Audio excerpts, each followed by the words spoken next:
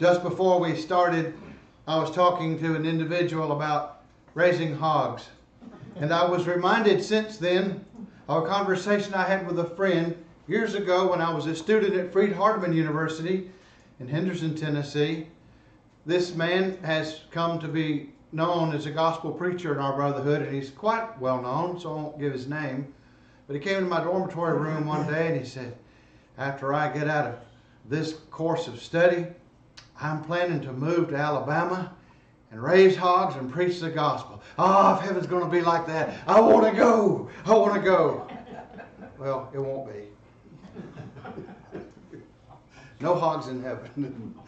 But I was thinking of how he did finally come to Alabama and he started preaching the gospel, and we're thankful he had that opportunity. Here tonight we are closing the last lesson in a short series that began a few weeks ago concerning the Christian graces. As we usually describe these characteristics or qualities that are mentioned, we're to add to our faith in 2 Peter chapter 1, verses 5 and following. We're going to look now at the crowning virtue of awe. We talked about how, in the past, we are to base everything on faith, and we looked at that and discussed how faith is generated in our heart and how it should be increased day by day, and how our faith is to lead to knowledge, and that shows us the difference between right and wrong. In particular, that's the practical knowledge we're to have, and this leads to virtue, and to virtue we are to add temperance. Now, virtue is the courage to say no to that which is wrong and the courage to do what's right. It's manliness in the face of temptation.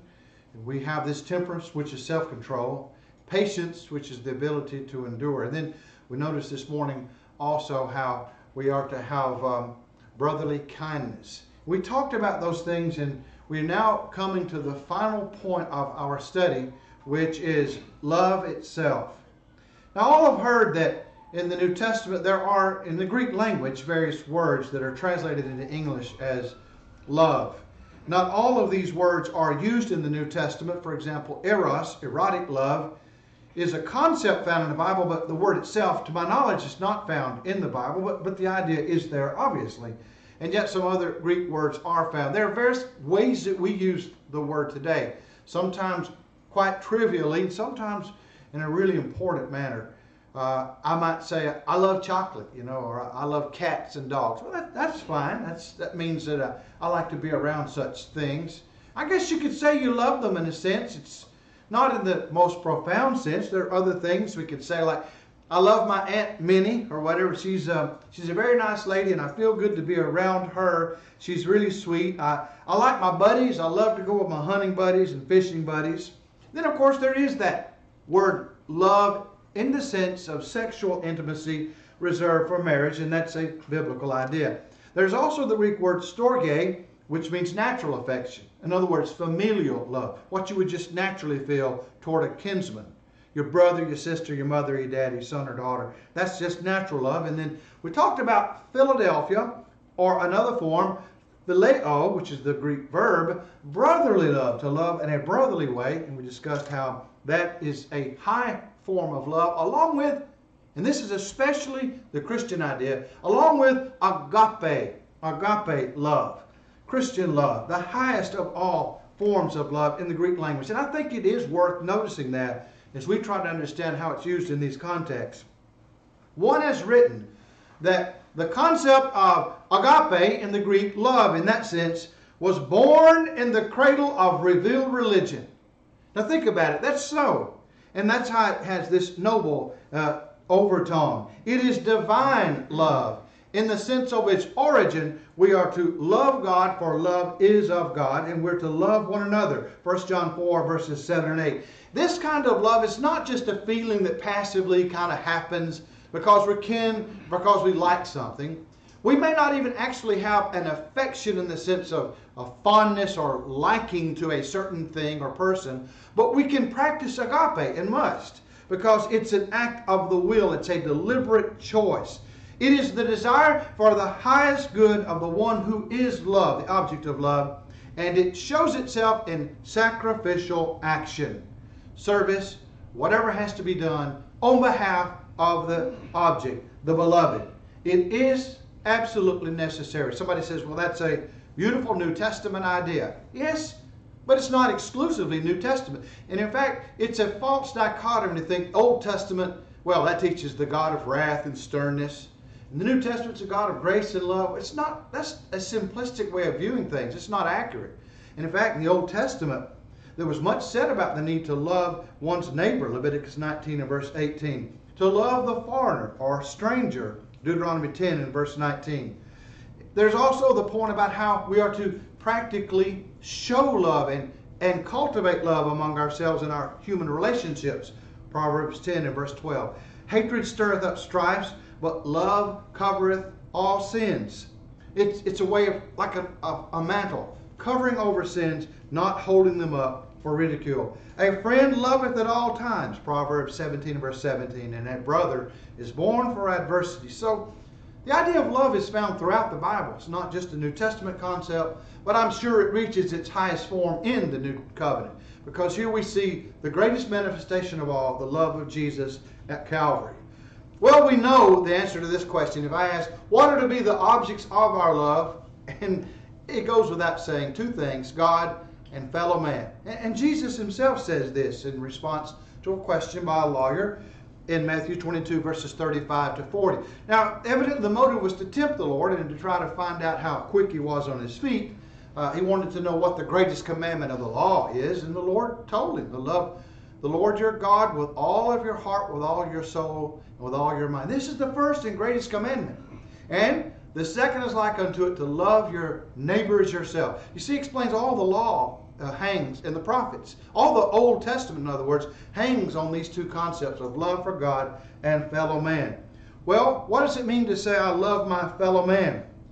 This was the question that came up in Jesus' ministry in Luke chapter 10, verses 29 and following, in this form. Who is my neighbor? Because you see, the Bible says to love our neighbor as ourselves, and in that context, the question comes up, well, who is that? And then Jesus tells the story of the Good Samaritan. Now, we remember that, and we know that means potentially everybody is my neighbor, or where I have some influence and I'm able to help others, to show service to them. That's true love. Of course, love for God is to honor him and to keep his commandments, Luke 14:15. But we've understood these things for a long time. I'm not telling us anything new, just reminding us of some basic facts. But now, for a few moments, let's focus on, how do I know if I really am showing love? If I'm really practicing agape, how can it be seen? What is love in action? And obviously, well, the answer to that, the characteristics of that so we can see love, is found in 1 Corinthians chapter 13. Verses 4 and following. The famous love chapter where when Paul is contrasting love with, for example, the gift of tongue speaking, he speaks of how high and noble a quality love really is and how it is enduring. Now, other things like tongues and miraculous knowledge, prophecies and so on will vanish away. They will cease. They will have served their purpose, and they have already done so. And yet, love will continue on, and in fact, it is eternal in nature. Well, what is love, Paul? Well, he gives us some characteristics, and the first has to do, again, with the same concept we saw a few studies ago, the concept of patience. He says in verse 4 of 1 Corinthians 13, charity, love, suffereth long.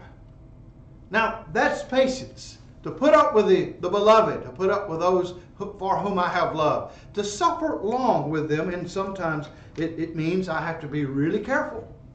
To be slow to anger, and not hasty in my words, not react, and especially overreact. He also mentions kindness as a characteristic of love in action. He says, and is kind. Now, this is like the quality we've already noticed, brotherly kindness, as we have talked about this morning.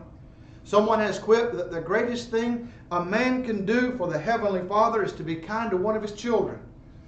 And that's true, to show true love to fellow men who are made in the image of God, to make them happy in the proper way.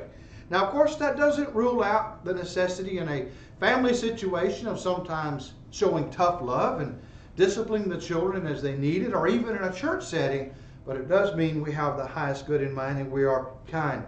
Well, another characteristic, I think, from the love chapter is generosity when he says, envieth not. Love envieth not.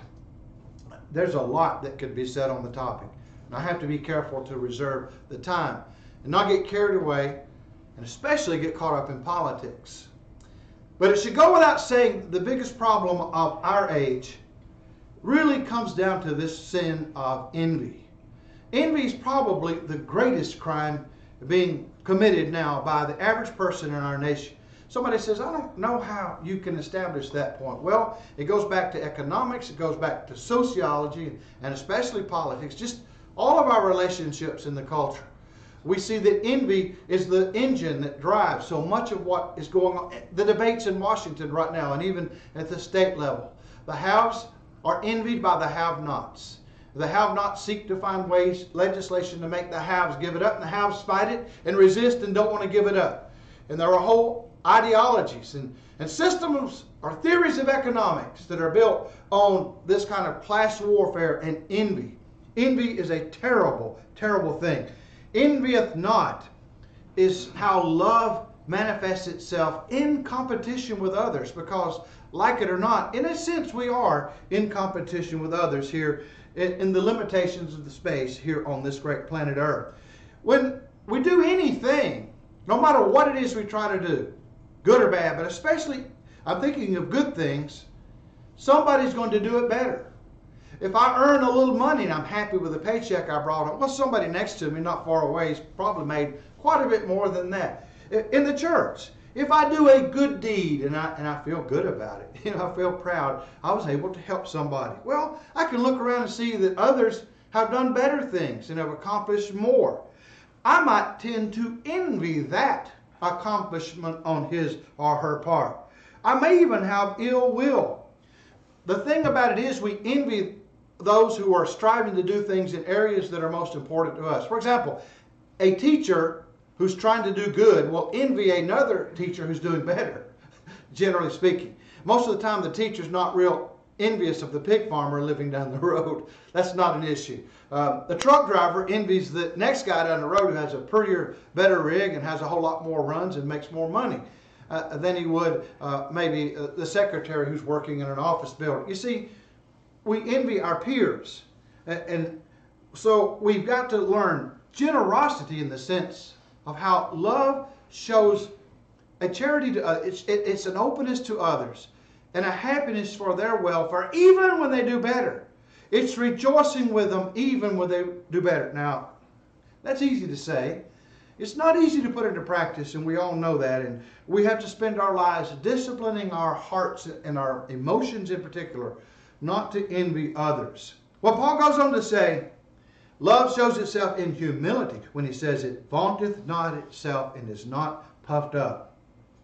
Love doesn't brag. I spoke about this the other day, so I won't harp on it too much. Love doesn't have a feeling of superiority or that air about it against others. Love is truly humble. Love is courteous. It does not behave itself unseemly. Now, that's quaint language from the King James era that we could say today something, we would say it like this. Love is not coarse. It's not crude. Love is not boorish. We all know what that means. And sometimes if we're not careful, we can be like that. We can be crude and boorish to others. And it seems that Americans are becoming increasingly so. I read an article a few years back about the coarsening of our culture. And that writer, who's not a member of the church, or not even a Christian to my knowledge, was lamenting what's happening. And it's just in public use of foul language and the filthy themes that are conveyed by movies and by television programming. And he's talking about how coarse we are. Well, you see, courtesy, it's love in the little things. Politeness.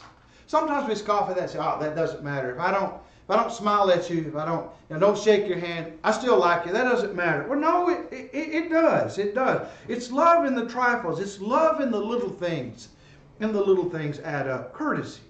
Please. Thank you. Those words. Beautiful golden words in the right moment. And they're words that we need to use more. Now, Paul also speaks about love which is unselfish. It seeks not her own.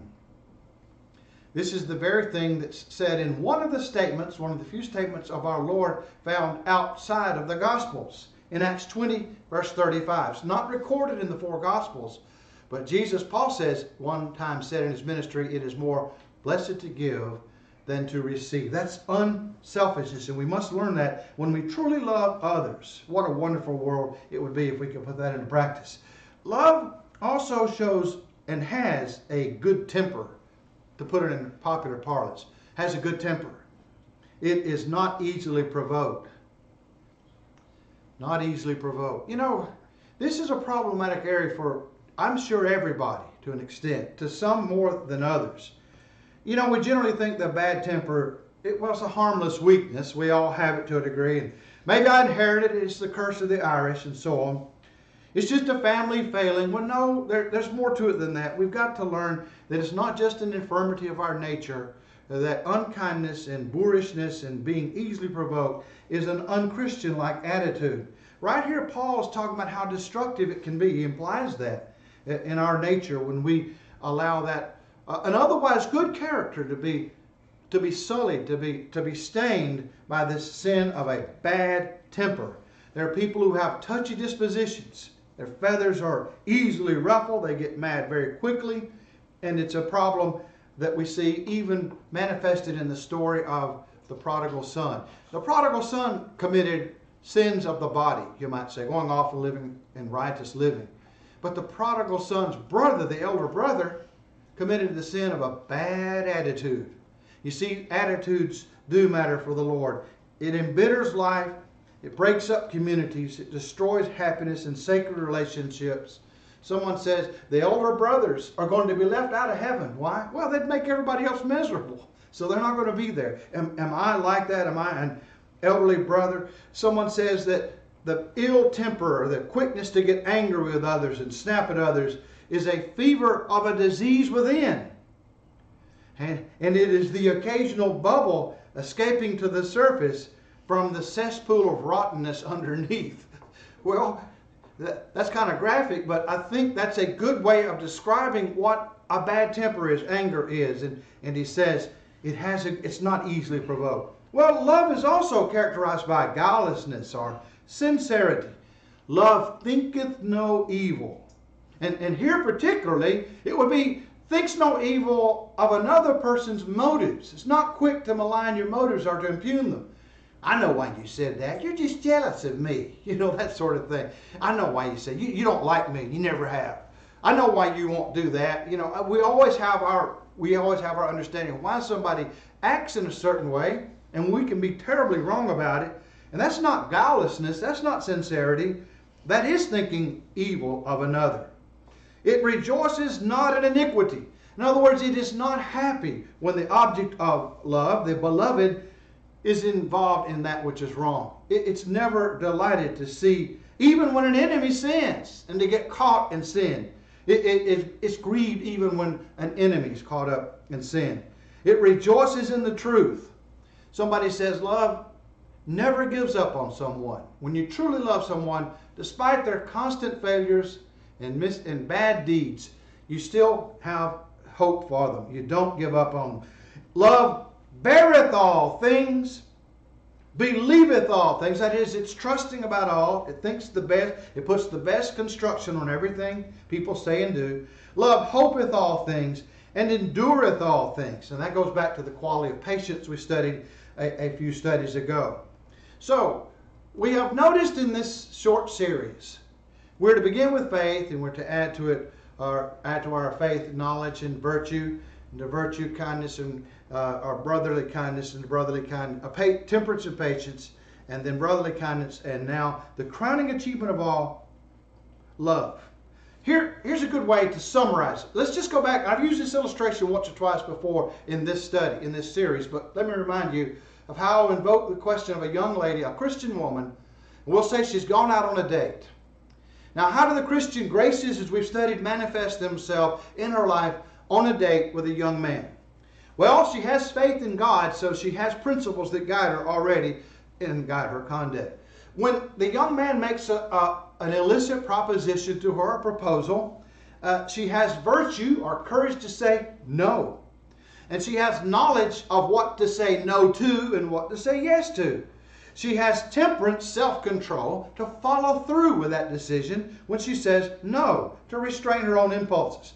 She has patience to keep on saying no till she reaches an age of maturity, till marriage, for example. She has godliness, and her godlikeness, her character, her Christian character will be known, and that is why she will be admired and desired. Not so much for her body, but for the fact that she's the good person of good character. She will show brotherly kindness. Maybe she's out on a date with a young man and he's not the most popular kid in school, and maybe he's a little bit ugly, sort of like I was. He might be in the band. And instead of being cruel and putting him down and ridiculing him before others, she will show brotherly kindness if she's elected to go out with him. And even on a date, somebody says, well, one thing won't work, agape. It's not time, it's not appropriate. No, it is the most appropriate time and the best time to show love, agape. She shows love for him because she wants him to obey the gospel. She'll try to be a good example, to get him to come to church, to study the Bible, and to become a Christian if he's already not one. Now that's just one scenario, that of a date. And you can think of how these steps to Christian excellence take place in every aspect of our lives on a daily basis. And we should climb the stairway to Christian evidence. And if we do these things, excellence. If we do these things, we shall never fall. But if we lack these things, we are blind and cannot see afar off. And we have forgotten that we have been purged from our old sins. So there's no option. We must add the Christian graces. And I hope this simple study has helped us learn to do that. As a child of God, if you're struggling in any of these areas and you need the help of your brothers and sisters by prayer, this is a good opportunity in a moment for you to let it be known that you desire our prayers on your behalf. If you need to confess wrong, of course do that. If you need to obey the gospel of being baptized for the remission of sins, please do that. And whatever it is, do it now while together we stand and sing.